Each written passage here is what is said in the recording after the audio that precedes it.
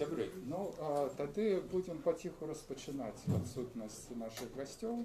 Яны пад'едуць, конечно, но пакуль яны пад'едуць, мы пра што-нибудь пагаворым. Валянцін, зараз я паклічу всіх.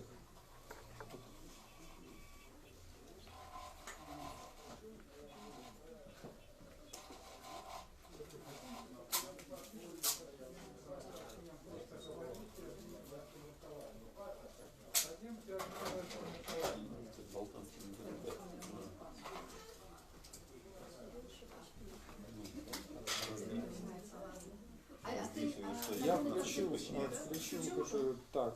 Хутчэй за все, Сергей Шупа мне звонил, но у меня одночасова не працуе на прыём, штосьці не спрацавала, да? Но я думаю, что яны вось-вось пад'едуць, як это звычайна бывае.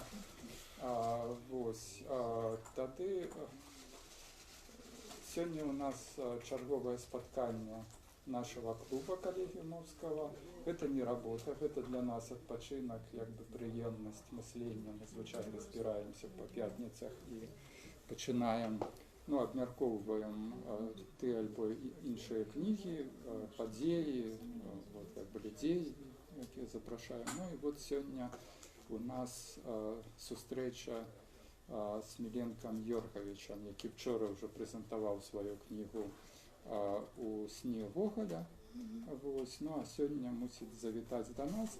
А ці быў хто-нибудь вчора у сне?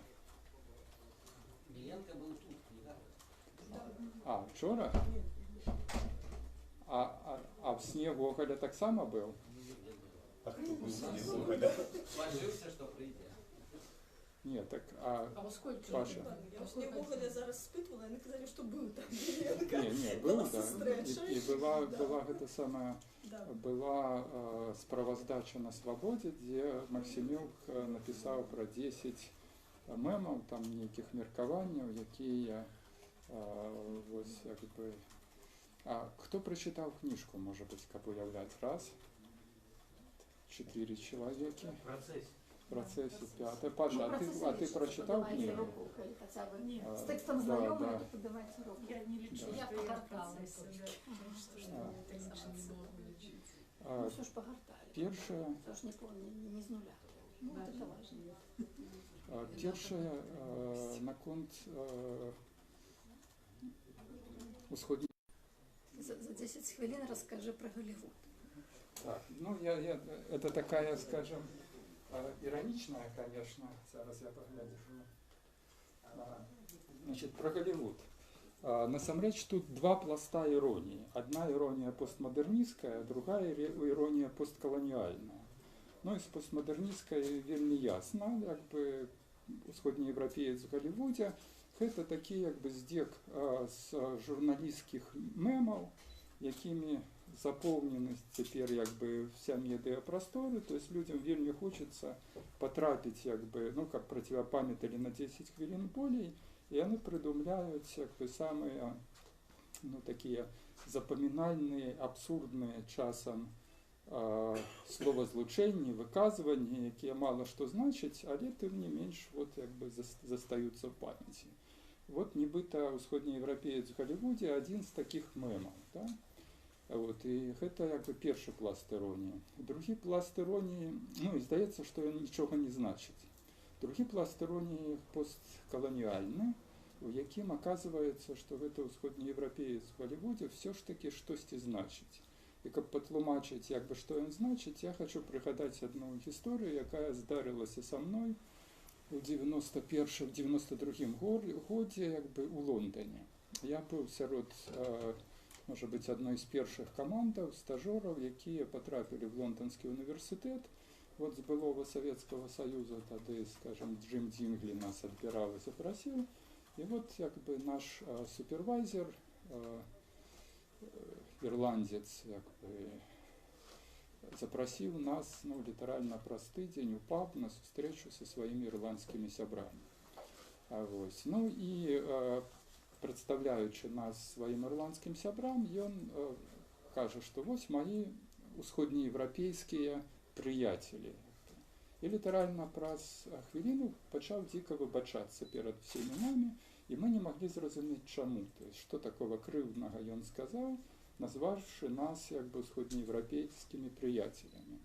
Ну і Рассел як бы растлумачыў, кажа, што ведаеце, вот все ж таки в британскім кантэксце і ва ўсходнім кантэксце усходняя Европа і усходнееўрапеец як бы гэта гучыць надзвычай крыўдна. Таму што быць усходнееўрапейцам гэта значыць быць еўрапейцам другога гатунку. То есть ты такі ж як бы вот як і мы, но толькі крышачку горшы, крышачку менш цывілізаваны, менш выхаваны, менш шчаслівы. Ну і адпаведна вот як бы цалкам магчыма, што вы маглі пакрыўдзіцца на вот гэты кантэкст. Ну, в свою чергу мы ему рассказали, что для всех людей с Заходу, всех, кто приезжает из Советского Союза, вступают как русские. Ты можешь быть там эстонцем, латышом, литовцем, белорусом, украинцем, грузином, хабреем, але все одно ты будешь как бы русским. В этом сенсе переход от русских до усходнеевропейцев это уже такое повышение в статусе, как бы, что ну, не так все страшно. Может быть, как бы усходнеевропейцы гучить крыўдна, але не так страшно, як вот как бы русские. Ну і мы нібыта так дамовіліся пра гэта, але там праз колькі куфляў піва Рассел зноў падышоў і кажа: слухай, не все так просто. То есть, с одного боку, да, русским быть как бы страшно, но русские это ну, совсем чужие, это такие alien, да, как бы, вот, чужие, якого все боятся. Но с другого боку, того, кого все боятся, в той же час и поважают. То есть, за им признают право на вот эту как бы свою страшную субъектность, да? На іншость, да. Ты страшный, але все ж таки, ну вот мы тебя боимся, и это значит вылучаем. Так что вы подумайте, что для вас легче, быть усходнеевропейцами, вот нібыта такими, як мы, ці все ж таки русскими, які, ну вот як бы страшные, но яких, скажем, з якими лічаться. Ось. Ну, на что мы, конечно, как бы здивились и запытались, что ну, а ці можна нам просто быть там белорусами, украинцами, габреями, эстонцами, там без русских и усходнеевропейцев, да? Ну, и он скажет, конечно, можно. Вы можете быть кем завгодно, да? Но тогда вы мусите быть готовы, что вы цалком invisible, то есть вы цалком неприсутные и незавважальные, как бы, вот в этом великим дискурсе, да? А калі паспрабуеце, як бы, ну, нагадаць пра сябе, як бы, і зрабіць так, каб вас заўважылі, то вы будете такими локальными националистами, якіх не любяць яшчэ больш, чым русских, як бы, да? Вот. Ну и вот такие, скажем, выбор достатково, как это сказать, з кепскага благога і з брэдкага. Да, как бы, не надто все это как бы приемно выглядало, да, то есть и тут, конечно, Миленко мусил уже сидеть, как бы, и я мусил у яго запытаться, вот, что он выбирала, да, то есть что он, и вот когда я, до речі, вот читал Палац, я для себя как бы спробовал вызначить, да, что это все ж таки усходнеевропеец, как бы, альбо русский. Потому что, коли брать ну, вот, дискурс балканизма, как бы, и балканскую литературу, вот, ну, мои улюбленные, например, там, Данила Киш, как бы, Меша Селимович, как бы, ну, вот такие, скажем, Киш – видовочно усходнеевропеец. То есть его тексты полнятся, ну, там, интеллектуальным гумором, отсылками до традиции, то есть он гуляется с усім, как бы, гэтым. Наприклад, той же Павич уже не столько усходнеевропеец, сколько русский, да? То есть он продает вот свою специфику, вот этот страшный балканизм, продает, ну, вот, как бы, сам образ Балканов, як чагосьці такого жахливого, да? То есть, вот. И ну вот хотел запытаться. Юрий Николаевич, не погожуся, что Павич, русский Павич уже как раз чистый европеец. Европеец, да? Да. И после... Может быть, сядайте. Нет, это одна реплика только. Это настолько уже европейский чистый постмодерн, что там навіть не вибор. ну, балканская религиоз, але это уже балканская стала. Потому что вот коли я не примиренца будет сказано, читаю эту книгу, у меня такое уражение, что вот яна написана человеком, який глядить не в небо, а вот, ну вот все ж таки кудысьці в такую досить обмежованную локальность, да? Мне, ну вот не то, что здаецца, что ён хоча напужаць чытача, да? Но ён карыстаецца вот гэтым міфалагічным і страшным вобразам Балканаў, да? То есть Балканы это заўсёды вот штосьці такое брутальнае, грубае.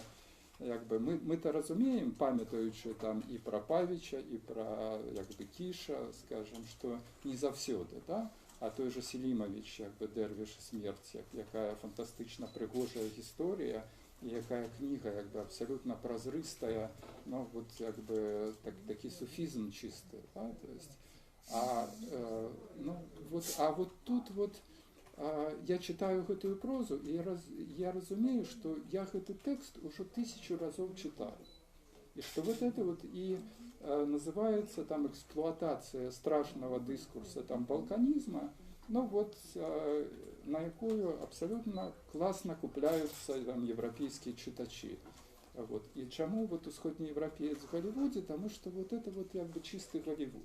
Затягнуть читача, вот, ну, скажем, в простору романа, роман мусить быть долгий и страшный, да? И вот там с его свядомостью мусить штосьці адбывацца. И я, ну, вот так моделюючи реакцию такого нормального заходнеевропейского читача, я разумею, что гэты заходнеевропейский читач, ну, скажем, поляк, на польскую мову перакладзена там, ну, як бы, может быть, з десятых что романов, да, ён крышечку трымціць, и в той же час радуется, что ён сидит там в своим Гейдельберзе, як бы, там под Лондоном, а не там в этих страшных Сребреницах, як бы, Дубровниках, вот, Сараеве, да, то есть вот это вот все. И мне цікаво, ну, скажем, наколькі гэта зроблена, наколькі гэты эффект разлічаны аўтарам, да, то есть як бы гэта постмодернізм, постмодернісцкая эксплуатацыя і гульня з дыскурсам, як бы, ці гэта, ну, абсалютна шчырая і натуральная спроба, ну, вот, увайсці в ролю, да, то есть вот як з гэтымі масками, то есть каб маска приросла до твара і вот все. Ну вот, ага. У меня есть просто питание, потому что я раньше поняла. Я не прочитала еще книгу, только погортала. Делавання – это итальянское прозвище. Вот в этот момент мені вельми цікавить. Може би там розкривається? Я вам навіть потлумачу, як каратистка, напевно, один в Україні наша. Тут нічого страшного, я ведаю, тому що Дубровник – гэта один мне з самых цікавить, гэта яким чином розвивається у романі. Це просто Делавання? Гэта просто той контекст, який характерний для Дубровника, менавіта. Як одного з гэтых далмацінскіх гарадоў, это больш Дубровник не просто Далмація, гэта один город республика, да? І там гэта не шмат романізованих сім'яў. Тому ён піша не для нас, ён піша для хорватаў, які і так гэта якби са свайго кантэксту гістарычна разумеюць. Бо любы хорват разумее, што у Дубровніку жыве шмат патрыцыянскіх, да, то бок сем'яў, якія якраз належалі до такіх італьянізірованых, да венецыянскіх фамілій яшчэ. Так што у гэтым сэнсе тут... Ну, ён ніякім чынам... Не, ён шмат такіх рэчай не тлумачыць, таму што для яго, як для хорвата, гэта натуральна, ён лічыць, што ўсе, хто чытаюць, гэта таксама разумее. Як вас зовут? Варвара Кухаренко, гістарычны. Заходзьте сюды, як бы вы як один расскажите, потому что вот в отсутность автора, про книжку, да, то есть вот ваше уражение. Я все ж таки хотелось спочатку автора, ці там людей, які модератори, да, повинні були бути. Максим Банков десь там так само ховається, да, бігає у всіх, хто заявлений, да, люди, які. Тому я тут хочу такі, то, що зникло з того, що ви казали, тут як спецыяліст, напэўна, не пагаджуся, бо лічу, што ўсё ж такі ён не прадае прадукт, які павінен прадавацца ў заходняй Еўропе. Упэўнена, што ў заходняй Еўропе гэта не будзе прадавацца. І калі мы паглядзім на тое, што тут, дзе ён выдаецца, гэта якраз усходняя Еўропа, в першую чаргу Польша, якой гэта зразумела, бо гэта ўсё ж такі славяне, хоць славяне зусім іншага гатунку, але ўсё ж такі падобна. І вось гэта павінна напужаць. Тое, што там напісана, гэта не прычасана Балканы, хаця я б сказала, што гэта тая гісторыя Харвата, якая падаецца з усёй любов'ю, на якую сам Харват здольны. І ён падае гэта не мякка, ніяк. Я думаю, што любы, хто прачытаў гэта мякка, тут не знойдзе. Але калі мы пачытаем публіцыстыку, напэўна, балканскую, то мы пабачым, што там вось гэтай любові няма, любові да Харвата. Так что автор есть. Я так и думал, что наша Стрим даже трансляция будет порушена. Но зато это приложит рахунок. Вольная. Цензура. Мы уже расскажили бурную дискуссию. Ми вельми вибачаємося, нечекано затрималися на попередній зустрічі, спішалися як могли. Я спробував дзвонити на всі телефони. З третього разу до Ігоря дозвонився, попередив, що ми вже на дорозі. Вельми вибачаюся, дякую, що нас терпели наша відсутність так довго. Ну что, тогда я расскажу, что было в попередних сериях. І що це було приємно. Да. Як з мовами, да? То есть, як ми... Ти лінійно перекладаєш там ці... Я допомагаю. Так, ясно. Із білоруської, із російської можна спокійно.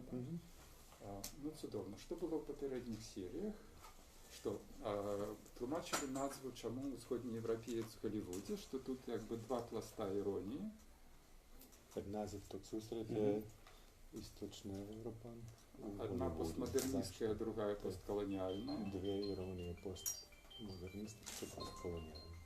Вот, потому что выбор, ну, скажем, в европейской периферии, ну, коли казать про нашу ситуацию в Беларуси, вот, як ти бачиш з перспективи Захода, да, то есть, або ти усходньоєвропеєць, то есть європеєць другого гатунку, альбо ты русский. Или с другой категории европейцев, что с Источный блок.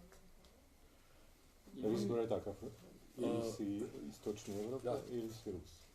Что се нас тиче. Або ви націоналіст, що Альбо локал, локальний, да, но тоді ти цілком не бачний, you're invisible. Если локальный, никто не видит. Вот.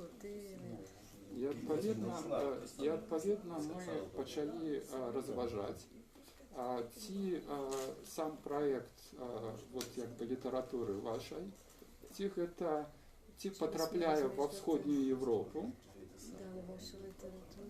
ті потрапляє в балканізм, в дискурс балканізму, да? Такий страшний дискурс, який там вот, пужає там, Захід, якби, вот.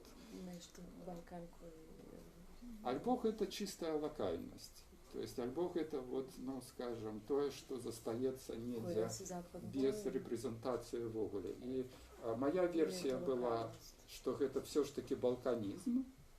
Ну, то есть, как бы, это гульня с заходнеевропейским читачом.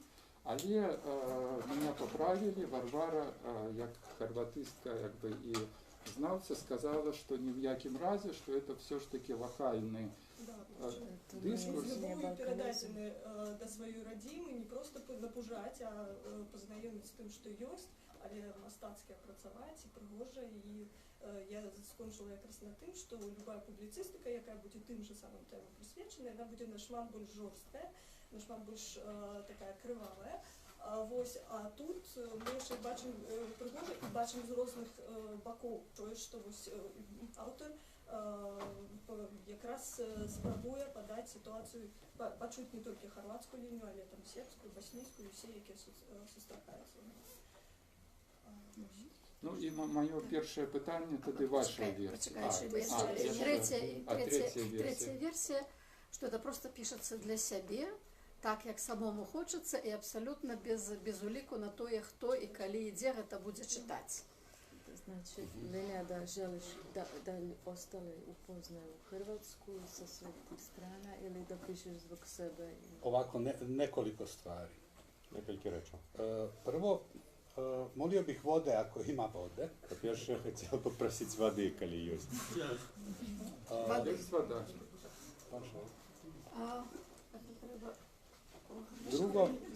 Drugo, nisam u prvom trenutku najbolje čuo je li riječ o istočnoj Europi u Hollywoodu ili istočnoj Europi u Bollywoodu. І я не зовсім добре почув на початку, що було сказано, ці у Сходній Європі у Голлівуді, ці у Боллівуді. Но это уже третий вариант. Добре, що не в Ноллівуді. Da. Ali jedno i drugo bi bilo zanimljivo. I Hollywood i Bollywood. Але і Голлівуд, і Боллівуд би були цікаві. Jer jedno i drugo bi zapravo bilo lažno. Бо і одно, і друге б не було правди.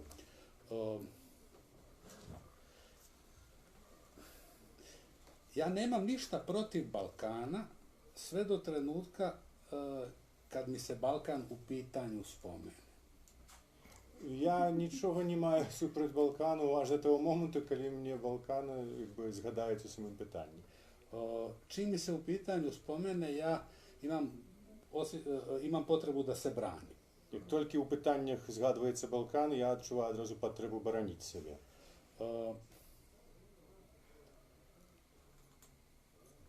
Moja osnovna intencija, moj osnovni pokušaj je da budem radikalno lokalni pisac. Моя головна інтенція, головна спроба – це бути радикально локальним письменником.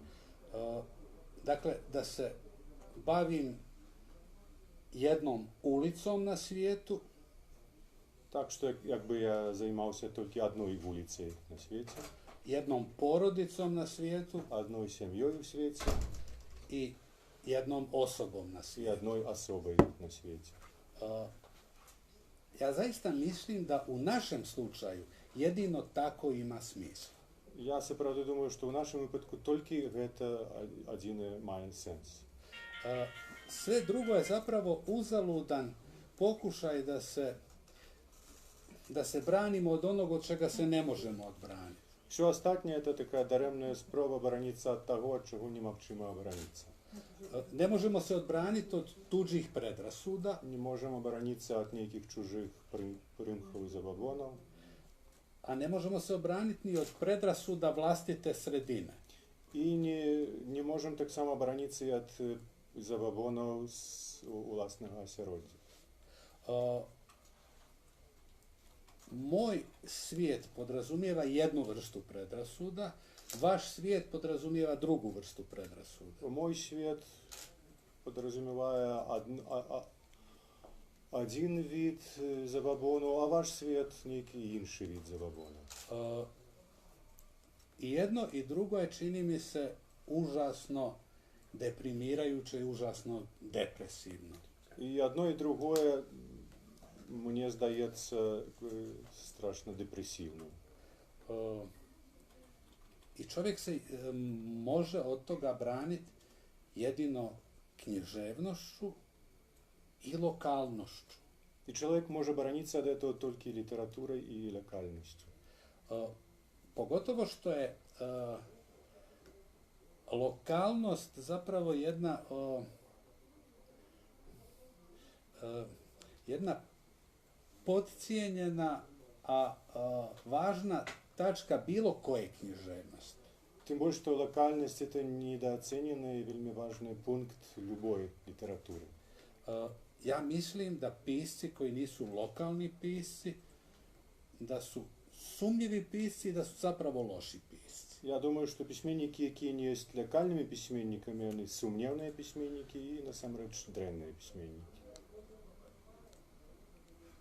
Mislim da sam odgovorio na ono što sam bio pitan, a možda i nisam. Думаю, що принаймні на одну з питань, яку мені питалися, я відказав, може і ні. А вот тогда Данила Киш альбо Меша Селимович, это древние письменники? To su loši pisci. Pa to su dva jako lokalna pisca. To je dva veljni lokalni pismenika. Danilo Kiš je vjerovatno još lokalniji od Meše Selimovića. Danilo Kiš može i jeszcze больше lokalni nego Meša Selimović. I ja volim jednog i drugog, ali možda mi je Danilo Kiš draži. Ja lubię jedno i drugo, ali może mnie drażejsze kroz Danilo Kiš. Ljudi vrlo često misle da je Danilo Kiš prestao biti lokalni pisac kad je napisao Grobnicu za Borisa Davidovića. Ljudi veľmi často думають, що Данило Кіш перестав бути локальним письменником, коли написав книгу, як вона звучить по-локальному? Гробница. Гробниця. Давида. Za Borisa Davidovića. Бориса Давидовича. Dakle, to je knjiga priča o, pojednostavimo, to je knjiga priča o Gulagu. Скажем просто, гэта книга истории про ГУЛАГ. To je knjiga priča koje na neki način izlaze izvan njegovog iskustva. Це книга історії, яка в некім сенсі походить з його досвіду. Međutim, ja mislim da je i ta knjiga priča zapravo lokalna knjiga. І тим часом я думаю, що і та книга тих історій, це книга локальна історії. Kada je pisao tu knjigu, Danilu Kišu je bilo i strahovito stalo do nečega što je bila strašna subverzija. Коли він писав ту книжку, йому вельми важно було те, що було страшним субверсіями, які не перекладаються, nešto podrivnoj spravoj. Što je bilo potpuno neprihvatljivo za jednu socijalističku zemlju. Što je bilo apsolutno neprimalno для neke socijalistične krajine. Iako je ta zemlja bila Jugoslavija, dakle zemlja jednog drugčijeg socijalizma. I hoć je ta krajina bila Jugoslavija, zemlja trošku inšao socijalizmu. Ali njemu je bilo stalo da dokaže da između staljinizma i Staljinovih logora i Hitlerovih logora nema moralne razlike. Ali jemu bilo veľmi važno dokazati, što pomіж stalinskimi i hitlerovskimi legierami не bilo moralne roznice. On je htio dokazati, on je htio reći da je sa ljudskog stanovišta da je Gulag gori od nacističkih logora. On хотів доказати, що з чоловічого глядища ГУЛАГ горший за нацистські лагери. To je bilo nepodnošljivo. I to je bilo neprimalno i nevynosno. I on je tu knjigu jako skupo platio. I on veľmi dorogo zaplatio za tu knjigu.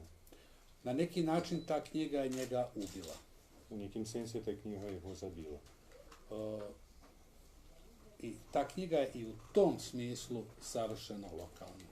I u этом sensu ta knjižka je apsolutno lokalna. Njega je sustigla njegova lokalna sudbina. Його постигла його локальний льос. U globalnom smislu Danilo Kiš je ogroman i strašno važan pisac. U globalnom sensu Danilo Kiš je veliki i veľmi važni pismennik. U Francuskoj je on ikona. U Franciji je on prosto ikona. Nedavno je Grobnica za Borisa Davidovića izašla u Iranu. Nedavna Grobnica Borisa Davidovića vyšla u Iranu. On je u Njemačkoj važni i referentni pisac. I on je važni i veľmi referentni pismenik u Njemačkini. On je bio omiljeni pisac Susan Sontag, ona je bila uvjerena da bi on dobio Nobelovu nagradu da nije umro. To je bio uljubljeni pismenik Susan Sontag, ona bila upovedena što on bi otrmao Nobelsku premiju kad ne pomeo. Dakle, njegova karijera je apsolutno svjetska, Что его карьера абсолютно сусветная, a njegova sudbina je apsolutno lokalna. а его нелёс абсолютно локальный. U onom svijetu iz kojeg je potekao, Danilo Kiš je jako tužno skončao. У том свете, з якого він походить, Данило Кіш вельми сумно скончив.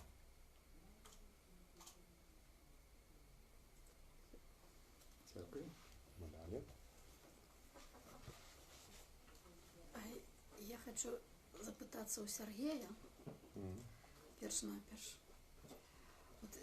У Сергія основну мотивацію праці з текстами Миленки, скажем, что тебе менавіта прываблівае і вот что яно для цябе, вот як яно, вот як ты гэта бачыш, потому что у цябе заўсёды такія бываюць некія ну такія інсайты вельмі добрыя, і вот што было бы, скажем, вот скажем так, навошта ты гэта перакладаў? Не ведаю, это нешта іррацыянальнае, это не могу патлумачыць. Ну паспрабуй раскрыць.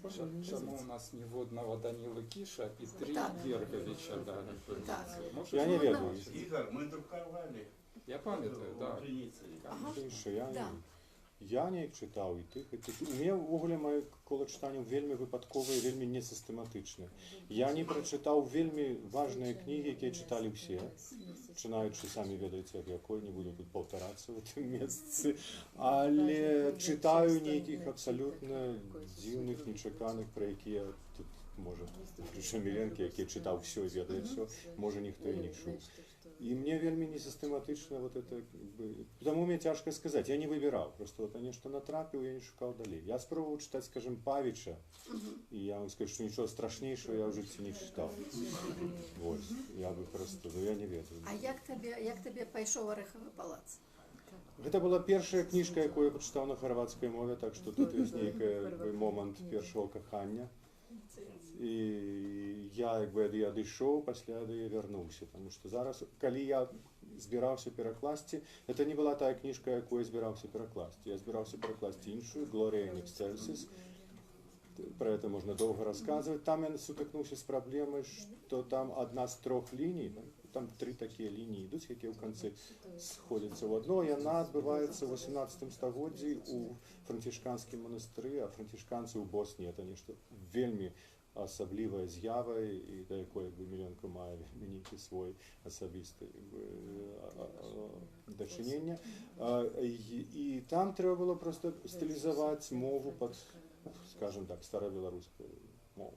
Хоч там 18 століття вже ніякої старобілоруської мови не було, ну ніяк вернуться на крок раніше, на століття раніше, ці ніяк уявіць собі, якою би ця мова була, коли б вона не спинила своє письмове розвиття у 17 столітті. І я чув, що я ще просто не готовий до такої задачі, а робити так на цяпляп я не хотів і не мог. Зараз ця книжка стала першою книжкою, яка вийшла в Росії. Вийшла в кінці минулого року і вже отримала там деякі премії. І перекладчиці, я бачу, що російської мови у 18 столітті ніякої не було, і тому їх ті проблеми нема. І до 18-го так само. Їх нема. Староросійської мови не існує. Старобілоруська існує. І тому вона не робила собі великих проблем, вона перекладала з нормальної, трошку такої, якби, архаїзованої мови, там, я не знаю, 19 століття, що не є то. Я, може, колись до того вернуся. І тому я якби вернувся до цієї першої кохання і взяв переклад, тому що книжка мені подалася вельми моцною, і просто для нашого чоловіка це просто уводини у історію тих землів. Прочитавши цю книжку, чоловік довідається стільки, скільки він не довідається у 5 Вікіпедіях. Я хотіла б подякувати за цю твор, тому що зараз студентам я буду давати як додаткові матеріали, коли ми проходимо 20 століття Югославію, ось як ілюстрація, це буде видатно. Більше я викладаю на білоруській мові, так що наберуся. Не прийдеться слухати, щоб ми тут не вимушено читати на цьому. Ну, не веду, ці я тебе задоволю. Ну, задоволювали. У меня вот чому я это питание задаю, тому что мне подалося, что больше не белорусской книжки тяжко себе уявить. что яна такая вот просто вот писать не белорусская праз рыску, вот такая вот не белорусская. Вот, коли сказать, что такое не вот коли вот вовле придумать такое, У добрым сенсе. У любых. Вот книжка вот такая вот, скажем, вот, там, наприклад, коли там любая іншая література з любых іншых краін, читаєш, якби само в собі. А гэтая кніжка, яна вот сапраўды некая вот, яна нясе ў сабе некую такую беларускую іншасць, вот для беларускасці, такую іншасць, і асабліва, мне здаецца, менавіта для для нас цяперашніх, для цяперашняга часу, што мы цяпер пражываем, што мы цяпер думаем, якія ў нас цяпер упадабанні, куды мы цяпер кіруемся, яна канкрэтна іншая. І яна просто аж, калі я пачынала чытаць, першае там, я не веду, першае, можа, 100 бачынак, аж просто все вот так вот от этой конкретной небелорусскости аж крутит внутри, потому что все на гротесках, все на таких на брутальности, все такое, все самое, скажем так, что можно у чалавечым лёсе, альбо у чалавечай натуры, альбо у натуры супольнасці, самое брыдкое, самое брудное, самое такое некое выуживается. І я перше, вельмі доўга у мяне было галоўнае пытанне, это было, навошта эту кнігу было пісаць, і навошта эту кнігу было перакладаць. За что было? Там, все ж таки 500... и ясно, что 500 сторонок мы не пишем книжки по 500 сторонок. Мы пишем по 900. Ну да, бывает, конечно. Але потом разумеешь, и на что писать. Ты разумеешь, это все, и все. Концепция книги, ее все в порядку. Эта концепция проживания заду наперед, это как раз таки, можно сказать, вельми белорусская идея. Проживание, вогуле проживание заду наперед, вогуле это двумерность часу, это зворотность часу, это все. Это как раз концептуальная, она наша, а стылевая, она здається, такая просто Лічу там спробой просто выпробовать белорусский свет, белорусскую культуру, белорусское успрыманне жыцця на трываласць, беларускую мову, беларускі стылістыку беларускай мовы, узровень толеранцыі беларускай мовы да вульгарнасці, да паказу нейкіх бакоў жыцця, якія беларусы саромеюцца паказваць. Это спроба, ці беларуская культура гэта перажыве. І ужо на табе яна спатыкнулася, беларуская культура. А ведаеш, не то, што спатыкнулася. Не, я кажу, што я ее проколотнула. И не подавилась. Это першая 100 сторонок. Першая 100 сторонок. Не, но потом просто привыкаешь. Нет, она и на мне спотыкнулась. Скажи, что отбывалось. Я редагавал. 5 годов читал. Это был просто... У меня так само початок был такой, что я просто стал колом, воткнулся в этот текст и не мог просто себе примусить далее из рук. Короче, кажуть, у меня то же самое. Я думаю, что у меня повстало питание про дискурс балканизма, про усходнеевропейскость, потому что я себе адчуваў палякам, які чытае Дастаевская. Вот гэтыя маскалі, з гэтай самай секірай бегаюцца, гэтай бабулькай няшчаснай. Што няўжо яны нармальна не могуць пражываць свае жыцці. Причем, калі я читаю Данила Киша, у меня няма такого адчування. Потому что Данила Киш это Меша Селимович, это абсолютно прозрысты, нябёсны, дервиш, які, скажем, суфізм, это тое, что нас яднае беларусаў там и боснякаў, да?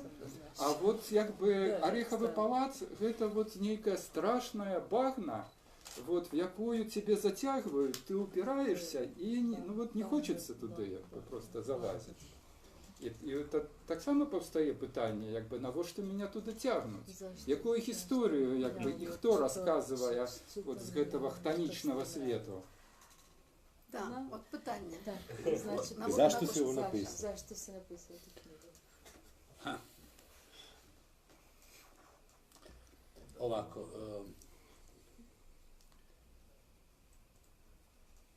meni je između ostalog na umu bila ideja o knjizi sa sretnim završetkom. У серединку у меня в голове была просто идея про книгу с счастливым концом. I razmišljao sam o tome zašto je na filmu još uvijek moguć sretni završetak, a u ozbiljnoj književnosti zapravo nije moguć. Я думаю, чому у фільмі магчимий щасливий конець, а у серйозній літературі ось якраз і не магчимий. I onda sam pokušao napisati knjigu sa sretnim završetkom. І тоді я поспробував написати книжку зі щасливим концом. To je jedan od razloga zašto se ta knjiga vraća unazad.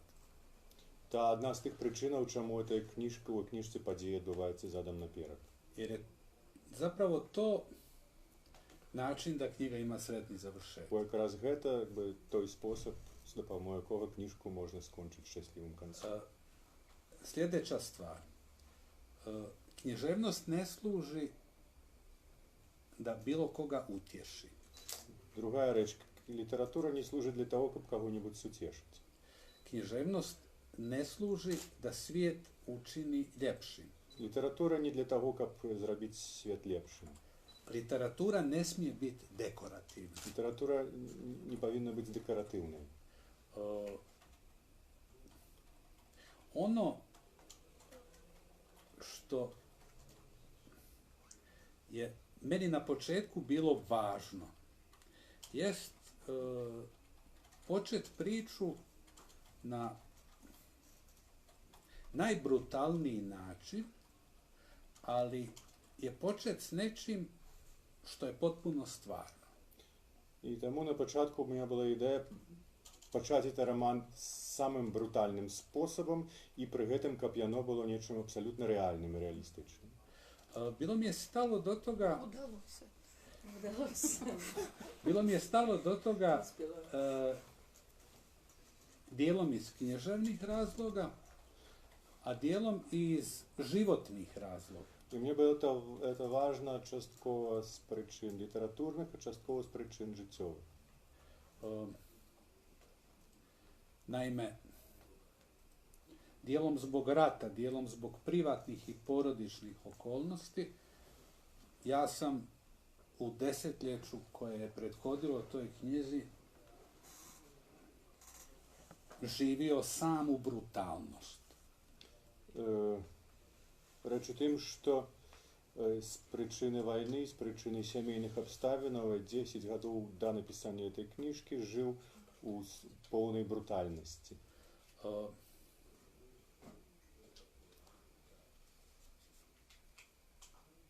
I bilo mi je u svakom trenutku važno da ono što pišem ne ide ispod nivoa te brutalnosti. І мені у кожний момент було важливо, щоб все, про що я пишу, не опускалося ниже узровня тієї брутальності. Međutim, kako se priča razvija, ona na neki način izlazi izvan te brutalnosti. І тим часом, по мірі того, як історія розвивається, вона яким способом виходить за межі цієї брутальності. I oni koji su izdržali do kraja, Ті, хто витримав до кінця, vidjeli su da ta priča zapravo na kraju završava u nekoj vrsti bajke. і вони побачили, що врешті-решт та історія закінчується нічим на кшталт казки. Хто витриває до кінця, то і врятується. Казав Ісус. Тільки може. Якби у цій книзі. I završava u potpunoj nježnosti. І кінчається якби такою тотальною пeščoтой. Ali da bi ta nježnost imala ikakvo opravdanje, morala joj je prethoditi brutalnost. А каб гэтая пeščota мела хоць нейкае апраўданне, перад ёй мусіла быць брутальнасць. Nema smisla tražiti previše utjeha ni u životu, a pogotovo ne u književnosti. Nima sensu šukati za šmat suciešenja u žici, a tim больше u literaturi. Religija služi tome da utješi. Religija služi для того, как suciešati. Ja sam na svoju žalost nereligiozan. Na žalj, ja nereligiozan. Dakle, ja nemam nikakav analgetik u životu. Tak što u meni u žici nima nijakih analgetikov. I na neki način to vjerovatno ostavlja posljedice i na način na koji pišem. I v nekem sensu to má byť moje nastupstvo i uplivaje na to, jak pišeться. Pri tome upozorio bih još na jednu stvar. Ja bih htio zvrnuti uvahu ještě na jednu reč. Ja jako ne volim vulgarnost u književnom tekstu. Veľmi neľúbim vulgárnosť u literatúrnom tekste. Ne volim, na primjer, ni scene seksa u književnom tekstu. Napríklad neľúbim i scény seksu u literatúrnom tekste. I ne volim brutalnost koja je samoj sebi smisao. I neľúbim brutálnosť, jaká je jakby sama dla sebe, má sens sama dla sebe. Na primjer, postoji cijela jedna, rekao bih, generacija postsovjetskih ruskih pisaca koji pokušavaju sa brutalnošću da šokiraju. Например, існує ціле покоління постсовєтських російських письменників, які спробують шокувати з брутальністю. Ja takve pisce i takvu književnost naprosto ne volim. Я таких письменників, таку літературу просто не люблю. Ali isto tako ne volim patetiku i ne volim lažnu sentimentalnost. Але ровно также я не люблю патетику и фальшивую сентиментальность. I ne podnosim tu potrebu ljudi koji uzimaju knjigu u ruke, da se preko te knjige opuste, utješe ili poprave si raspoloženje. И не переносим эту потребу людей, які беруть у руку книгу, каб расслабиться, сутешиться и полепшить себе настрой. Literatura naprosto nema tu funkciju. Просто у літератури немає цієї функції. Literatura uopće nema nikakvu funkciju. Література на огул немає ніякої функції. Literatura je samoj sebi smisao i literatura je najviši ljudski smisao. Література має сенс сама для себе, і література – це найвищий чоловічий сенс. Ali literatura ipak nečemu služi. Але все ж таки література нічому служить. Služi tome da vam objasni, to jest literatura služi tome da stvori neki razlog i kontekst vaše patnje. Література служить для того, щоб створити причину і контекст для ваших покутов, для вашого терпіння. Dakle, ako već moramo patiti, da ta patnja barem ima neki smisao. Коли ми вже мусимо покутувати, так ця покута мусить мати некий сенс. Ali ne onaj religijski smisao, da će nam biti bolje kad uskrsnemo i to. Ne to. Але не той релігійний сенс, що нам буде ліпше, коли ми воскреснемо. Ні, зовсім не це. Neće nam nikad biti bolje. Нам ліпше не буде ніколи. Ali smisao književnosti je da nam omogući da tu stvar izgovaramo između ostalog sa smiješkom. Але література на то, як принаймні гэту реч ми могли вимовити з усмішкою. Tako ja doživljavam književnost. Так я усприймаю літературу. Калі працягнуць гаворку пра лакальнасць постюгаславскую, да? Мы разумеем, што акрамя хорватской локальности, боснятской локальности, есть и славянская, и сербская, и македонская. То есть вы один одному цікаві, ці ви... Ima lokalnosti, ne samo Hrvatska, Bosanska i svih ostalih, da li jedan drugom Ne, zanimate jedna za drugo?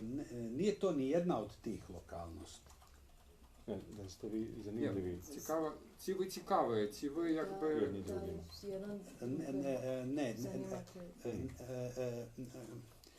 U pitanju je kriva stvar izrečena. Nisu to te vrste lokalnosti. Тут помилка у питанні. Це не той від локальності, який може ось так бути охарактеризований.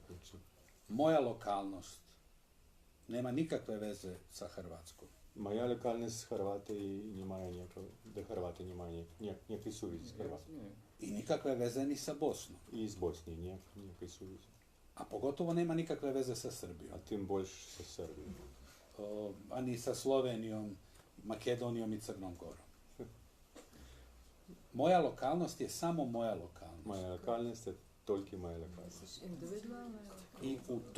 I u tom smislu je ta moja lokalnost manje ili više zanimljiva svima njima, ali ne kao specifično nacionalno određena. Тільки у тим сенсі моя локальність цікава всім їм, але не як специфічна національна визначена. Ja sam, ako tako smijem govoriti, ja sam jednako percipiran i u Beogradu, i u Zagrebu, i u Sarajevu. Але так можна сказати, мене однаково сприймають і у Загребі, і у Белграді, і у Сараєві. I na sva ta tri mjesta postoje ljudi koji me jako vole i ljudi koji me jako mrze. І во всіх тих трьох місцинах є люди, які вельми мене люблять і вельми мене ненавидять. Gotovo da nema ravnodušnih.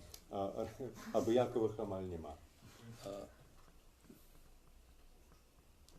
Meni se čini da to ima veze s onim što ja pišem. Мені здається, що це має ніяку совість з тим, що я пишу. A ne s tim odakle sam ja. А не з тим, откуль я.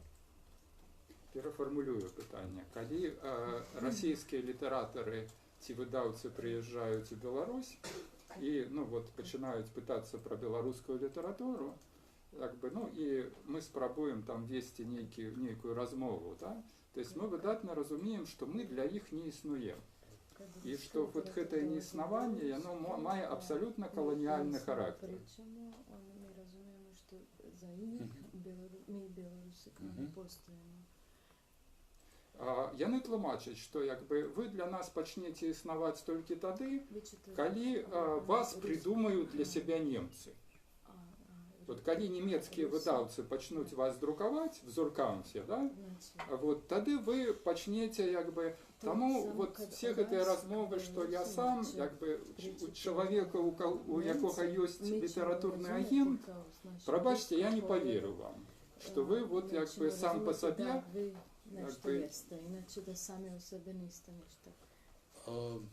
Заўсёды ёсць нейкія культурныя кантэксты, якія сутыкаюцца між сабой, і паколькі вы прыехалі ў Беларусь, то нам цікавіць і той свет, з якога вы прыехалі. Ja mislim da je to jedan drugi problem.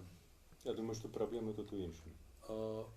I taj problem, istina, u manjoj mjeri, u manjem formatu, postoji i na Balkanu i u bivšoj Jugoslaviji. У меншому форматі ця проблема існує і на Балканах, і була Югославії.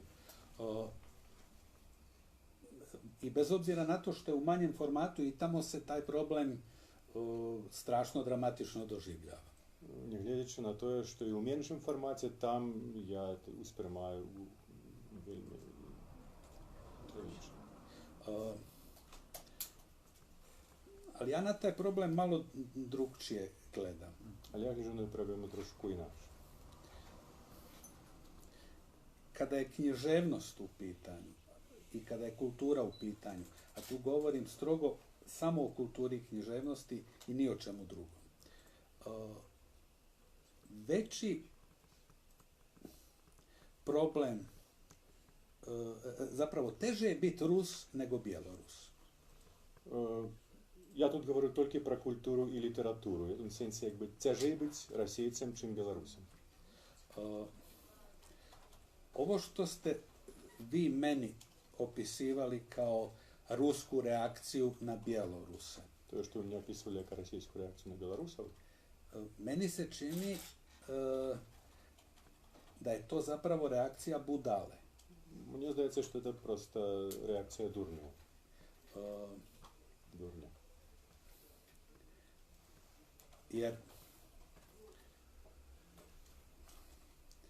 Jer ta reakcija ne podrazumijeva bilo kakvo znanje i saznanje o onom drugom. Бо эта реакция не подразумеває ніякого уявлення і веду про того іншого, про другого. Nego podrazumijeva samo saznanje o vlastitoj fizičkoj snazi. А подразумеває тільки усвідомлення своєї власної фізичної сили. A to nije neki jako pametan kulturni argument. А це не некий суперразумний культурний аргумент.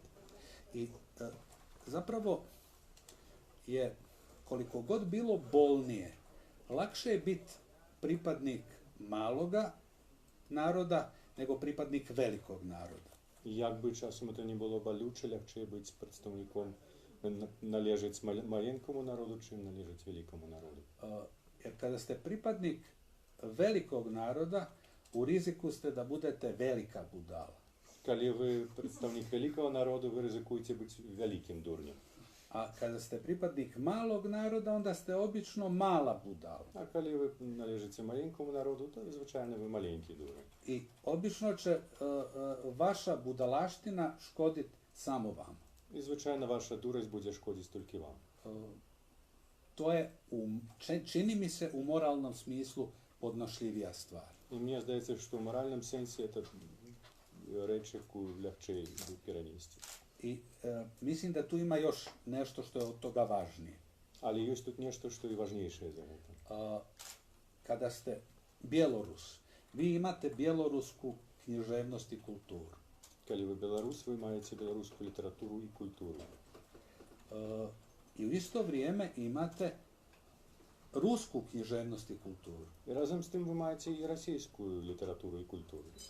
A kada ste Rus, vi imate samo rusku književnost i kulturu. Коли ви росієць, ви маєте тільки російську літературу і культуру. Znači, kada ste Bjelorus, imate više nego kad ste Rus. Так що, коли ви білорус, ви маєте більше, чим коли ви були росієць. Ovo kad govorim, ja to mislim smrtno ozbiljno. І я лічу це смертно серйозно. U toj stvari nije problem samo sa Rusima. Тут проблема не тільки з російцями. Problem druge vrste, ali zapravo sličan je i s Amerikancima. Тут проблема іншого роду, але вона подобна до проблеми з американцями. U Sjedinjenim Američkim Državama od 100% objavljenih knjiga u jednoj godini, manje od 3% su prijevodi. У Америці з 100% літератури, яка вийшла на протягом году, тільки 3% буде перекладної літератури. To je strašno. Ja nikako ne bi volio biti Amerikanac. Ніяк не хотів би бути американцем. To je pogrešna autopercepcija, pogrešna slika svijeta. Sve u vezi toga je pogrešno. Це помилкове самоусприймання, помилкова картина світу. Тут все помилково. I mislim da sam vjernik, rekao bih ono neka dragi Bog pomogne Amerikancima. І коли б я був вірник, я б сказав, дорогі Боже, поможи американцям. I isto tako neka dragi Bog pomogne Rusima. І ровно так же, дорогі Боже, поможи російцям. A nama je jednostavno puno lakše nego njima. А нам просто значно легче, ніж їм. Iako je u životu izvan kulture i izvan književnosti smo mi u neprestanoj opasnosti od njih. И хоть у житті поза культурой, поза литературой, мы под постоянной погрозой з їх боку. Ali postoji razlika između života i književnosti. To je, čini mi se, upravo ta razlika. Але існує різниця поміж життям і літературою. І мені здається, що от це якраз і є та різниця. Я протягну питання Ігора. Ігор спитався, ці усім теперішнім балканським країнам одна другой цікаві. Наприклад, це не тільки питання великих і малих. Мой власний досвід з Бельгії. Є фламандці, є валони. Фламандці абсолютно не ведають, що валони пишуть, хто у їх автори, яка у їх естрада, і їм це не цікаво. Вони ведають ангельских, німецьких, вони не ведають валонських. І той саме валонським, фламандським не цікаво. Тобто вони в одній країні, це різні мови, і вони як різні планети. Живуть, і навіть спитаєшся про самих славутих франкомовних письменників, а їх у книгарні, ні у водної книгарні города нема. И они меня просили привезти в Беларусь, и они мне замовляли, там предоплату брали, потому что як это они привезут з этого валонского письменника книжку, и коли я ее не куплю, так что она у них будет робить? То есть она им не потребная. И у Ігоря було питання, що відбувається тепер, накольки прозристі один одному, накольки ви глядитеся один у одного, тепер у теперішньої балканської культури, у теперішньої балканської літератури. Та література се така погледа jedna na drugu. Ovako, te literature, ti pisci jedni na druge gledaju pozitivno i sa prepoznavanjem. Те літератури і ті письменники одні на одних глядять позитивно і познавали, розуміють вірність. I na neki način se naslanjaju jedni na druge. U nekim sensu opirаються одні на одних. I to je razlog zbog kojeg ih se smatra nacionalnim izdajnicima. І це та причина, з якої їх лічать національними зрадниками.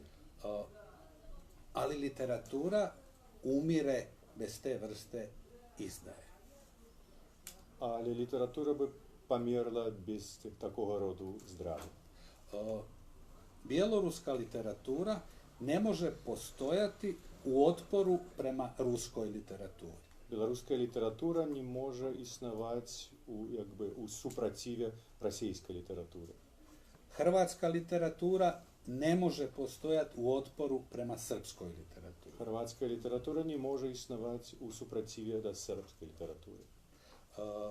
Literatura ne može postojati u otporu prema drugoj literaturi. Література не може існувати у стані супротиву до некої іншої літератури.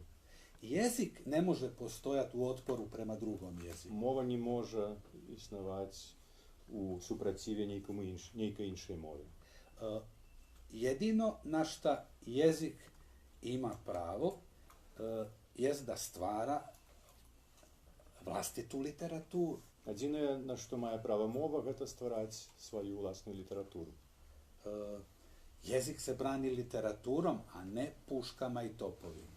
Мова борониться літературою, а не зброєю і гарматами.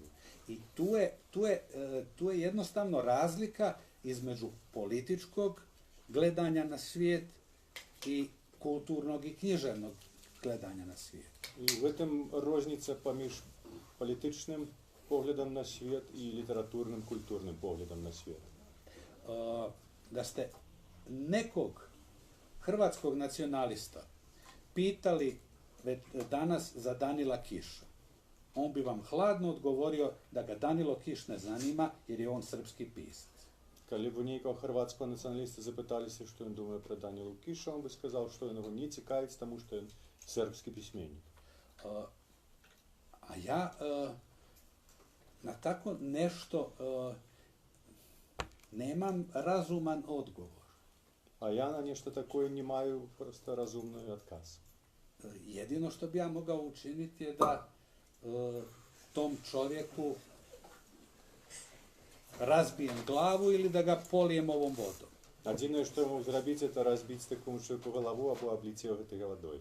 A to onda više nije razgovor o literaturi. А гэта ўжо не размова пра літаратуру.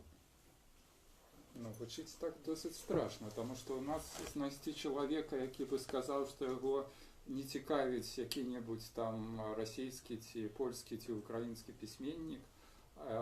Ну, то есть это ўжо як бы архаіка такая, вот, чаму мы і запыталіся. Да. Ага, Коляд. Валентин Кутович. У меня есть эссе, есть добрая ведомая была «Война культуры». Где противостояние русской и белорусской культуры. Я разглядал войны поміж культурами, які ніколи не заканчиваются. А войнов поміж культурами больше, чем збройных войн у свете. И у нашей ситуации война с русской культурой, белорусской культурой, и особливо молодь, война практично скончилась поразой белорусской молоді. То есть она вынищалась всей системой российской улады. И культурной, и политичной, и религийной. Сколько вынищалась белорусская молодь, яку ми зараз ще не можемо установити. І якраз так само за того, що домінує русская культура и русская мова, и бодай 90% белорусскомовных книг, со 100% у лепшего выпадку только 10% книг на белорусской мове. Все остальные 90% это книги на русской мове. То есть для нас русская мова, якщо весь дискурс русский там, феміністики, культури і так далі, це абсолютно реальний ворог. І все. Значит, и нема тут некого нацизма белорусского, ничего. Это реально, скорее мы хотим заставаться и далее, и белорусами, и мова заставаться, и культура, то мы повинны завсёды вылечить, хочем или не хочем. Я вот в Москве литературный институт скончил, там и так далее. А что это реальность наша? Мы живем в ситуации вербальной войны, культурной, скажем. Хотя и не разумеем, и любим там многие, и так далее. Ну, это уже иншее. У реальности у нас застається проблема, что мы не можем быть поглинуты усецалками и с политическими институтами, культурными и вербальными, рано или поздно, русским светом, скажем так. Ну, залишне може радикально, но это зовсім не вот от радикалізму.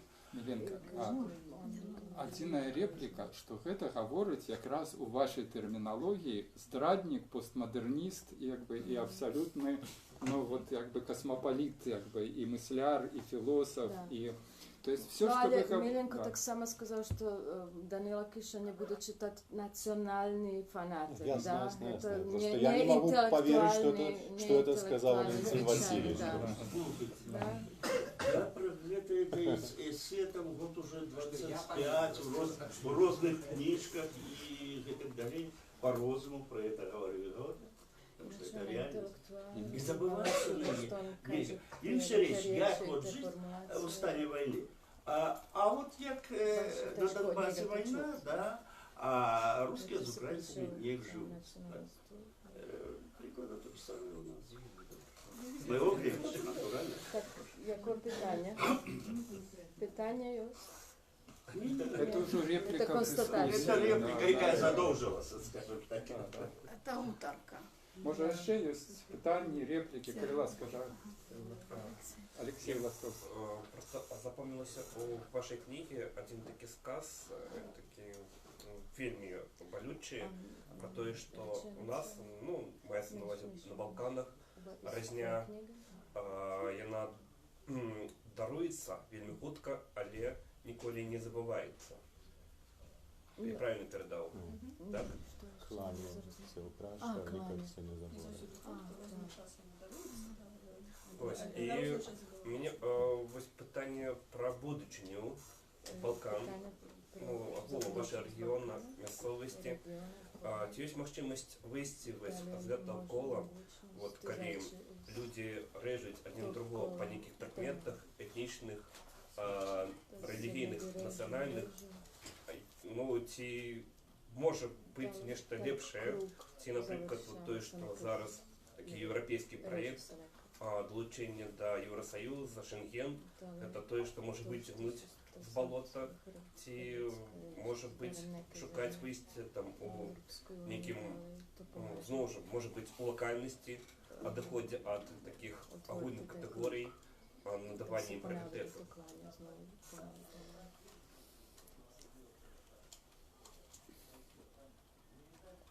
To je vrlo ozbiljno pitanje na koje ne postoji jednostavan odgovor. Вельми серьезное питание, на koje нема простого отказа. Problem je u tome što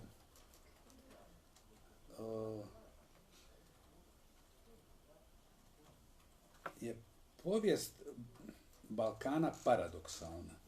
Проблема у тим, що історія Балкану парадоксальна. To je istorija klanja i uništavanja. Это история разни и знищения. A istovremeno istorija razumijevanja, preplitanja i tolerancije. И одночасово история порозумения, переплетания и толеранции. Ono što stvar čini paradoksalnom je to da se ti ljudi iz istih razloga međusobno kolju i vole. Парадоксальность тут у тим, что те самые люди из тех самых причин и режутся, и любят одне одно. Šta će raditi od to dvoje zavisi od konteksta, zavisi od historijskog trenutka, zavisi od trenutka. И то, ці вони в этом будуть резать, ці любить, залежить от історичного контекста и от конкретного момента. To stvar čini s jedne strane potpuno nerješivo, a s druge strane i vrlo nerazumljivo. Из-за этого все это робиться абсолютно невирашальным и с другого боку абсолютно незразумелым. Užasan je problem, recimo bilo kome u Europi objasniti šta je suština balkanskih konflikta. Strašna velika je problema nekому u Europi rastlumačiti u čim sutnost balkanskih konfliktov. Ja kad počnem govoriti ovu priču o tome da se mi iz istog razloga mrzimo i volimo, počinju me gledat vrlo čudno. И коли я починаю рассказывать про то, что мы с той самой причины готовы и резать, и любить, на меня глядят так как бы дивно. Ali to je naprosto tako. Ali просто это так.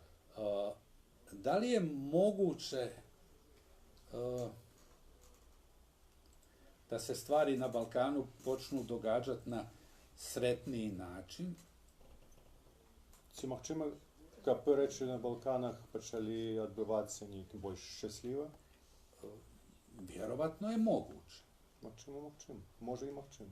Ali to opet zavisi od šireg konteksta. Це знову залежить від ширшого контексту. To zavisi od, na neki način to zavisi od konteksta Europe i od sudbine Europe. В неким сенсі это залежить від контексту Європи і від льосу Європи. A ta sudbina je otprilike na isti način zagonetna kao i sudbina Balkana. A to je los u nekim sensu настолько ж загадковий, як і los Balkana. Osnovni problem Evrope je što je Evropa jasna kao pojam, ali mi ne znamo gdje se zapravo taj pojam prostire. Основна проблема Європи в тим, що вона ясна як поняття, але ми не зовсім добре собі уявляємо, накольки це поняття поширається. Pri tome ne mislim samo na političku odrednicu Evropske unije, nego općenito šta je ta Evropa, gdje je Evropa? І я тут думаю не про політичну дефініцію європейського зв'язу, але просто про те, що таке Європа і де та Європа. Recimo, može se postaviti jedno potpuno naivno, gotovo školsko pitanje na koje apsolutno ne postoji nedvosmisleni tačan odgovor. A to je je li Izrael azijska zemlja ili evropska zemlja? Наприклад, можна поставити таке, якби абсолютно просто школьне, наївне питання, на яке не буде ніякого однозначного, ясного відказу. Це Ізраїль. Чи Ізраїль європейська країна, чи азіатська? Jedno od to dvoje mora biti, ne može biti nešto treće. Воно мусить бути одно з цих двох, не може бути nešto третє. A puno dramatičnije od tog pitanja je pitanje koje su istočne granice Evrope. А ще більш драматичне за це питання, то je питання, де проходить усходня межа Європи.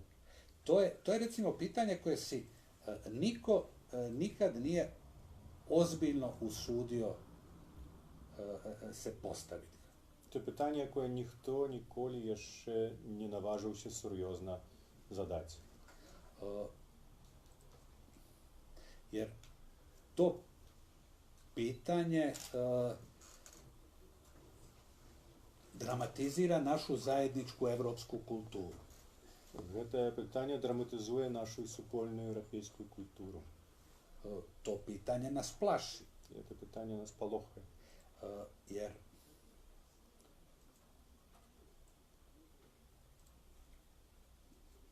konsekvence tog pitanja su da su istočne granice Evrope možda na istočnim granicama Poljske ili u sretnijem slučaju Bjelorusije ili su kod Vladivostoka. По наступством цього питання може бути, якби ці межі проходять на усходній межі Польщі, ці у ліпшому випадку Білорусі, ці межа проходять неколя Владивостока. Є ще варіант історичної Рингштраси. Da. Može. Ali to nije geografsko ni prostorno pitanje. Це питання не географічне, не просторове. To pitanje prolazi kroz našu dušu, to je sadržajno pitanje. Це питання змістове, воно проходить через нашу душу. Jer ukoliko Rusija nije u Evropi, onda Čehov nije evropski pisac. Бо покольки Росія не в Європі, так Чехов не європейський письменник. A ukoliko je Rusija u Evropi, onda se Evropa u odnosu na Rusiju otprilike odnosi kao Bjelorusija u odnosu na Rusiju. Onda je Evropa skoro pa manja od Rusije. Onda je stvoren jedan strašni disbalans. А коли Росія – це Європа, то пропорція Европа-Россия, она приблизительно такая же, как пропорция Беларусь-Россия. Тут uznikає strašni disbalans. I to ne disbalans opet u geografskom smislu, nego disbalans u civilizacijskom smislu. Jer ono na čemu se Europa zasniva, to je neko iskustvo minimalne tolerancije i minimalne demokratske tradicije. Ovo drugo Rusija jednostavno ne poznaje.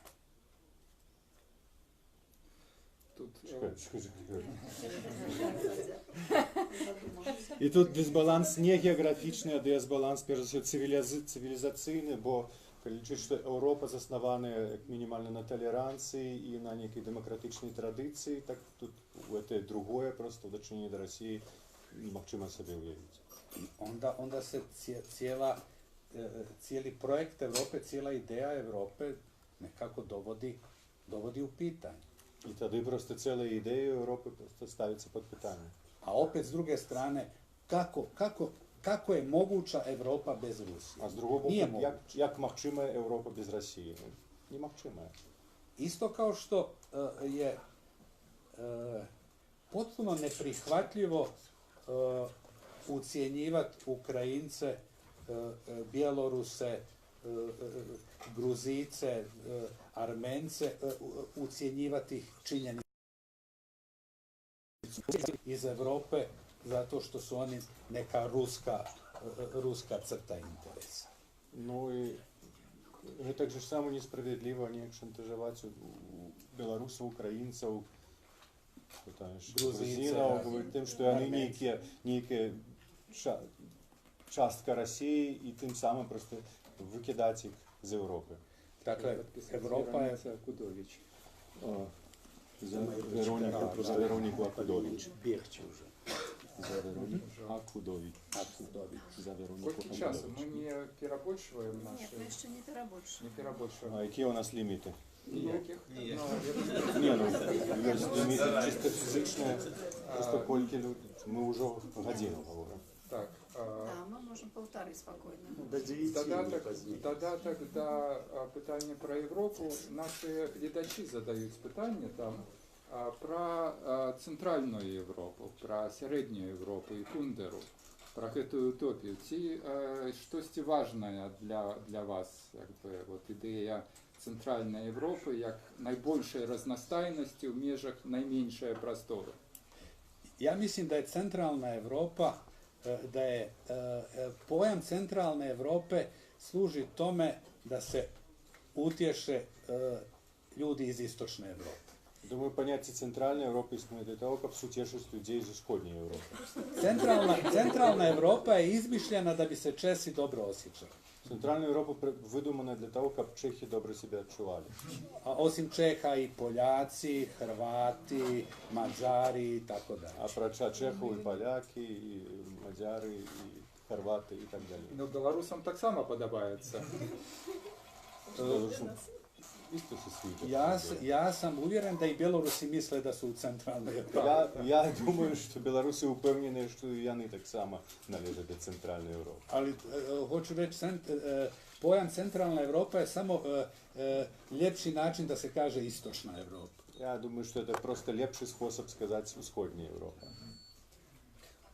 Просто протяг уже до символичной географии и вот таких культурных регионов. То есть, ну, важное понятие Балканы, так, и вы казали, что кожен раз напруживаетесь, так, коли чуете слово Балканы, так. І є комплекс Балканів, міф Балканів, якого закладено, звісно, і шмат негативу. От і Марія Тодорова про це писала. Як ви ставитесь до цього слова? Тобто, чи може варто придумати який контрміф і однести від Балкану? Забыть про Балканы. Забыть про Балканы. Да, как ты супротставишься тому миту Балкана. Изместите некий контрмиф. Где для вас межа Балкана? Где граница Балкана? Северна граница Балкана. To je isto važno pitanje. Samo važno pitanje.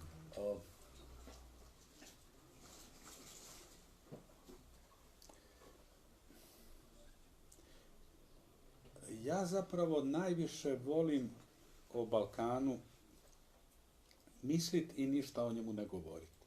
Ja najbolje люблю думать про Балкан и ничего про их не говорить. Jer čim se počne govoriti o Balkanu,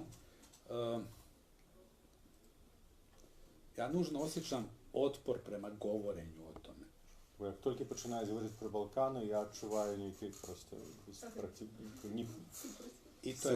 I to je potpuno svejedno koju tezu druga strana zastupa. Ja imam otpor.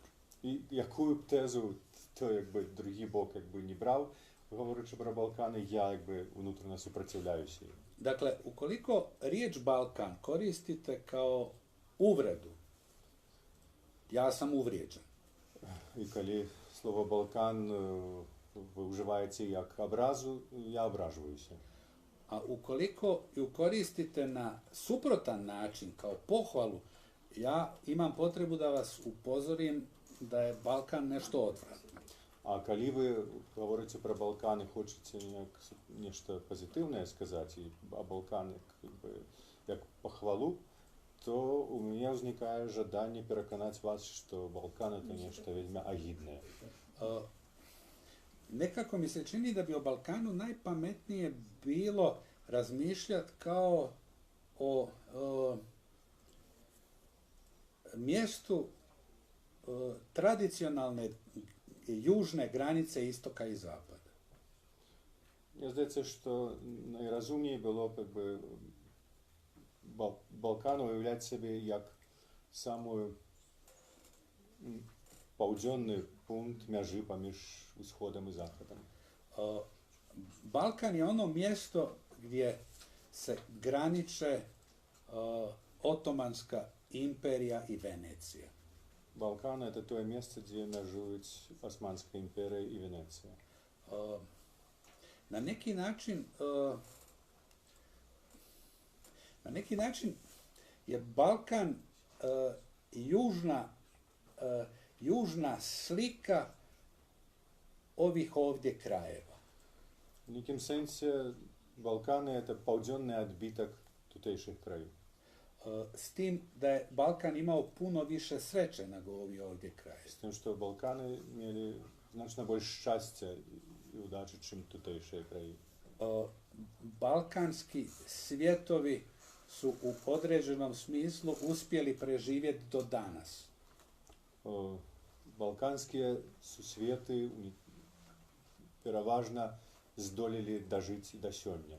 A svjetovi neke prethodne Galicije, Ukrajine, Bjelorusije,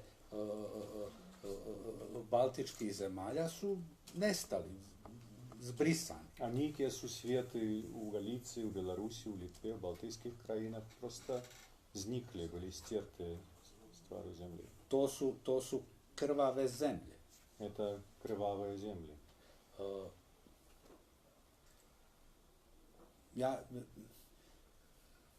Ja znam da te zemlje nisu ni na koji način zaslužile tu sudbinu. Ja vjerujem što te zemlje nijakim razi ne zaslužili takvog ljosa. Isto kao što Balkan nije zaslužio tu sreću da do danas preživi. Takže jak Balkan не заслужил то счастье, что до сегодня выжили Балканы. Ali i jedno i drugo su zapravo te granice između istoka i zapada, gdje su se narodi prelijevali, miješali i to su prostori nejasnih identiteta. Ali jedno i drugo je to как раз межа поміж Сходом и Заходом, где народы переливались один в один и мешались, и это место неясных идентичностей. A ja, kako bi se reklo, ja prihvaćam emocionalno i u sebi samo takve nejasne identitete. Meni je, ja se loše osjećam pred ljudima koji previše dobro znaju ko su i šta su. I ja u duši primaju, якби найбільш менавіта такі неясні ідентичності. Мені тяжко з людьми, які занадто добре ведають, що вони і хто вони. I u tom smislu ja zapravo volim Balkan. I якраз у этом сенсі я і люблю Балкани. Iako Balkan ne voli sam sebe. І хоч Балкани не люблять самі себе. Iako su Balkanci zapravo grozni šovinisti. І хоч балканці самі по собі страшні шовіністи. Ali to je naprosto tako. Просто так є. А яка тепер, який лінгвістичний складник ідентичності балканської? Тому що ми колись у своїм студентстві я вчила сербсько-хорватську мову. От вона була сербсько-хорватська мова, так? А от і потім у мене був вельми добрий сябра хорват, і вже десь на початку 2000-х я його питалася, значить, чи можна от тепер робити там сербсько-хорватський словник. На всі мої питання лінгвістичні він казав, я не ведаю. От він мені казав, я не ведаю. І мені там довелося там эту сербську амбасаду такий великий текст писати, і він мені його допомагав. І він казав, що він може сербізмів туди, хорватизмів туди навставляти, які будуть сербам неприємні. Але от наогул, от які от лінгвістична ідентичність тепер. Да će staviti tamo hrvatizme koji će biti neugodni srpskoj ambasadi. Tu nema ovo nije pitanje. To nije pitanje, to je otkaz. Jedino što sam ja uvjeren da ono što ste vi učili kao srpsko-hrvatski, da je to, kako bi se reklo, to je istina, ali o kojoj se ne smije govoriti. Один, что я упевнений, что то, что вы учили сербско-хорватскую мову, это правда, про яку лепше не говорити. Kad je jezik u pitanju, njih treba tretirati, to jest nas treba tretirati kao teške psihijatrijske slučajeve. Коли говорка про мову, то нас треба підходити до нас як до тяжких психіатричних випадків. I samo trebate potvrđivati da je to tako kao što vam mi kažemo. И единое, что вы можете, это только подтверждать, згаджаться с усім тим, što mi vam kažemo. Ali nemojte nikad izgubiti svijest o tome da smo mi potpuno nenormalni. Ali nikoли не забывайте про то, что мы абсолютно ненормальni. I da je istina ono što ste vi učili na fakultetu. И правда та, что это то, что вы учили у себе в университете. Ну, от можна визначити, на якій мові написано? На якій мові? Вот, скажем, якою буде... Не сербсько-хорватською. Ні. Вот, яка буде лінгвістична ідентичність цієї книги? Видите, в протяг вот этого пытания... Есть лингвистичный термин докладный. В конце 90-х отбылась такая вельми дивная конференция, белорусско-балканская. Конференция белорусских и македонских постмодернистов. Первая частка конференции, когда македонцы приехали до нас, была в Менску, а потом все поехали туда, скажем, под Охрид, и, ну, скажем, и македонцы рассказывали, что мы вас вельми добро разумеем, потому что для сербов мы оболгаренные сербы, для болгаров мы обсербленные болгары, да? А про всех остальных, уже хорватов, там, скажем, босняков, уже и казать страшно.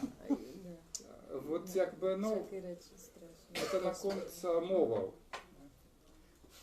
Da, ideja o susretu makedonskih i bjeloruskih postmodernista,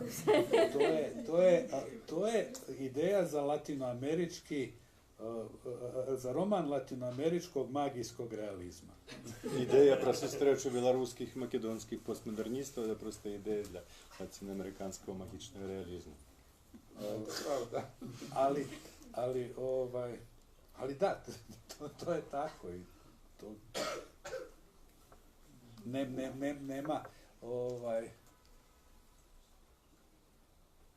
nema tu pomoći osim da pokušamo stvari okrenuti na humor i na njihovu smiješnu stranu. Единое, что зробити, это просто все обернуть на некий гумор и на смешность. Лингвистично эта мова называется середньопаўдзённаславянская. У лингвистичной литературы. Потому что лингвистичная это все еще одна мова, политичная абсолютно справедливо это 4, как кажа, 5 разных мовов. И тут как бы все як есть. Але для лингвиста покуль что это все еще одна мовная система. Але іде дивергенция, може пройде некий час, 10-20 годов, и уже можно будет говорить, когда люди перестанут разуметь взаимно без перекладчика, без словника, такое может статься. Как сегодня это уже зауважно, уже было в Словаччине, уже молодые чехи перестают разуметь по-словацку. Что дивно, але так есть. Вось. И там, хотя это разные мовы, але просто они были как бы вельми, была экспозиция вельми широкая, одно и другое, они просто абсолютно... Словацкая мова уже вышла с ужитку у Чехии. И они перестали ее чуть у телевизии, у войску. Зато чують у життю кожну хвилину, так, на касі повсюди словаки працюють, і вони ніколи не будуть по-чеську говорити, і вельми добре тримаються все. Ну вот як тут розниця, тому що тут для нас это вот лингвистичная идентичность вельми важная. І вона досить, ну, досить з большого ясная, так, от якби. А вот то, що, от я так розумію, у вас якраз таки це саме гаряче шизофренічне питання, яке справді ліпше не кранать. Так? То есть это вельми, это неустоялое, это болючее, это вот не, что-то такое, так? Ну что, мне вот такое-то отчувание было. Ну просто, коли ты лечишь себе представником некого народа, вибачайте, что я его беру, так просто ты маешь полное право называть мову, на якой ты говоришь, хай она та самая, своим именем. Ну, тем более, что и сербско-хорватская мова, хорватско-сербская. Так, это дискриминация босняков, черногорцев просто. Так вот, миновит. Смотрите, это вот як с постколониальным проектом российской мовы. Потому что вот россияне называют эту мову русской с 2 «с», а вот как бы постколониальные народы придумали называть тую мову, на якой мы говорим, да, то есть как бы русской с 1 «с». Не придумали, и она была в собой тому. Ну это ясно. Вот сегодня отрознивать, да, это просто украинская версия, русская, да, и русинская. А вот сегодня, ну вот треба отрознивать тую мову, на якой говорить там казах, не ведаю, с узбеком, як бы, и там эстонец с литовцем, и твою мову... По-английски. Эстонец с литовцем не будет говорить. Нет, это как ангельская, британская, ангельская Злученных Штатов, разные версии. То есть тут можно погуляться, як бы, вельми цікаво. Вельми адрознымі в бытовой лексицы. И вот это там меню читаючи, кожен вандровник з гэтым столкнется, потому что у Сербії шмат турцизму, і яны їх використовують вельми широко. І навіть базові поняття, на кшталт там хліба, дома, яны будуть відрознюватися по словах, навіть початкове поняття, які за їх мовою. Так що тут, коли б хорвати колись не штокушину, а кайкушину обрали, на яку зараз, не було б ніякого питання. Да, і зараз би це були зовсім різні. От ми говоримо зараз про мову, а там сидить якби Вінцук вечорка і мовчить. Не задає ніяких питань і реплік. Ніяк страшновато, якби Вінцук може якби викажеться, запитає. В певному сенсі на моїх очах чорногорська мова, я там перший раз був, то на моє питання, чи є чорногорська мова, мой знайомий, він тепер амбасадор Чорногорії у Злучених Штатах, тільки хмикнув і сказав приблизно те саме, що Миленко сказав, що це тільки ідіоти можуть говорити про чорногорську мову. Ну, ось пройшло, 15 годов, і чорногорська мова, яка справді в першу чергу, першую чергу есть вынік самовизначення, мовне самовизначення людей, які не міняли своїх фонетичних, лексичних і так далі навиків. Але ці лічать їх, тих людей, які визнали свою мову чорногорською, дурнями тепер. И те маленькими, и те великими. Чорногорія, я тебе варіант такой. Ja mislim da je u redu da oni svoj jezik nazivaju crnogorskim. Всем нормально, что ми свою мову називають черногорською. I u redu je da svi svoj jezik nazivaju tamo svojim imenom. To je I normalno je što всі свою мову називають своїм іменем. Međutim, tu postoji jedna vrlo bitna i zanimljiva stvar. Тим часом тут існує одна вельми істотна і цікава реч. Ja kad pišem, ja se koristim cjelokupnim leksičkim fondom hrvatskog, srpskog, crnogorskog i bosanskog jezika. Я, коли пишу, я користаюся сукупним, суцільним лексичним фондом усіх цих 4 мов. Ja mislim da ta činjenica više nego išta drugo potvrđuje da je to jedan jezik. Я думаю, гэты факт больше, чем что инше, подтверждает, что это одна мова. Pri tome, hrvatska situacija je malo specifična. Притом, хорватska situacija je trošku specifična. Naime, postoji više hrvatskih jezika. Što iснує nekoliko hrvatskih mova. Ja se u svom pisanju koristim samo jednim hrvatskim jezikom. A ja u svojih tvorах використовую тільки одну хорватську мову. To je takozvani štokavski. Takzvanu štokovsku hrvatsku movu. Ja se ne mogu koristiti kajkavskim i čakavskim. Не могу використовувати кайкавську і чаковську мову. Jer bez obzira na moje znanje ta dva, to se službeno kaže, narječja, ja ne mogu iz tih narječja uzimati leksički i sintaksički sadržaj i prenositi ga u svoj jezik, zato što je to je bastardizacija jezika, to jezik ne može izdržati. І я, хоч я веду і ті варіанти, ті, які називаються наречия, не знаю, говорка, ці діалект, де тут межа, я не можу просто переносити лексичні, синтаксичні з'яви тих діалектів у мою мову, тому що це буде просто бастардизація мови. Мови такої просто не може існувати.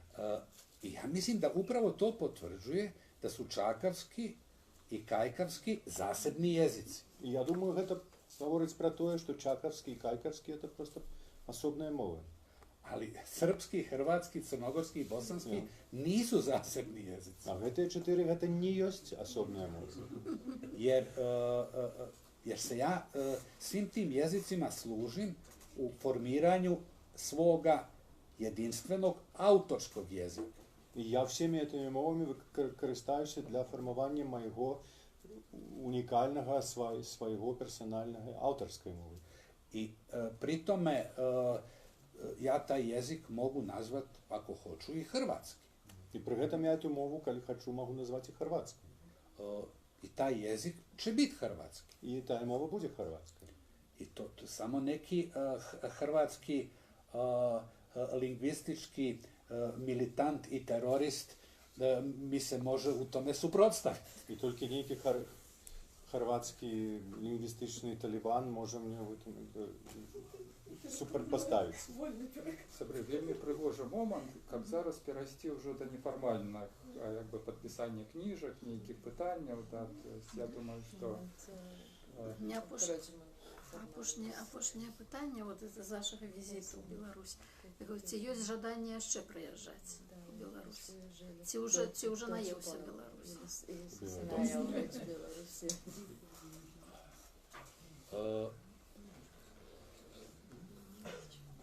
Правда. Ovako, upravo pokušavam istinu i formulirati. Spróbuj sformulować prawdę. Ja ne volim putovati. Ja nie lubię podróżniczyć. Ne volim upoznavati nove ljude.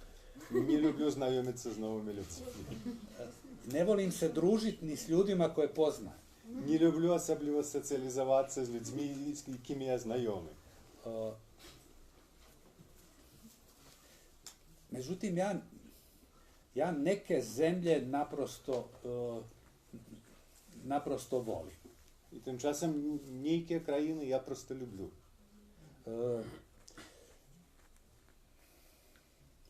Ja volim neke zemlje u kojima prepoznajem nešto svoje, šta god to bilo. Я люблю країни, у яких я познаю нечто своє, чим би воно не було.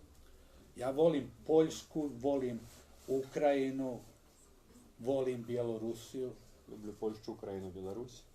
U Bjelorusiju sam zato i došao, jer mislim, postoje tolike zemlje u koje ne želim ići. Я там у Білорусі приїхав, бо існує стільки країн, куди я не хочу їхати. I naravno da bi želio doći opet. І відомо ж, я хотів би приїхати ще. Jer ja sam kao autistično dijete, ja volim ponavljati iste stvari. Бо я, як аутистичне дитя, люблю повторяти ті самі речі. Давайте подякуємо.